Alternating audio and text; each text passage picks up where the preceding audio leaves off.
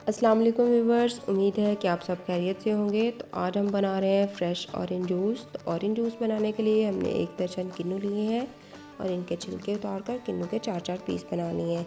तो किन्नू का जूस हम जूसर मशीन में बना रहे हैं ताकि बिल्कुल फ़्रेश जूस बना सकें। तो जी व्यूवर्स, हम जूस बनाने के लिए किन्नू का एक पीस जूसर में डालते हैं और पुशर से पुश करते जाते हैं। तो जो लोग मेरे चैनल पे नए हैं उनसे मेरी रिक्वेस्ट है कि मेरे चैनल को सब्सक्राइब कर दें, बेल आइकन को क्लिक कर दें ताकि हर नई आने वाली रेसिपी आपको बर वक्त मिल सके।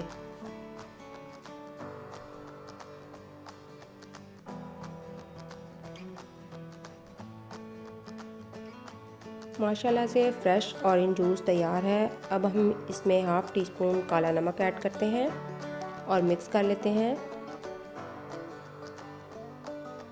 जूस बहुत अच्छा बन गया है। हमने इसमें ना तो कोई फूड कलर डाला है और ना ही शुगर ऐड की है। माशाल्लाह माशाल्लाह ऑरेंज जूस का कुदरती कलर है। आपको मेरी ये आज की रेसिपी अच्छी लगी तो लाइक ज़रूर कीजिएगा। अपना ख्याल रखिएगा। एक नई रेसिपी के साथ फिर हाजिर होंगे। अब तक के लिए अल्लाह हाफ़िज़।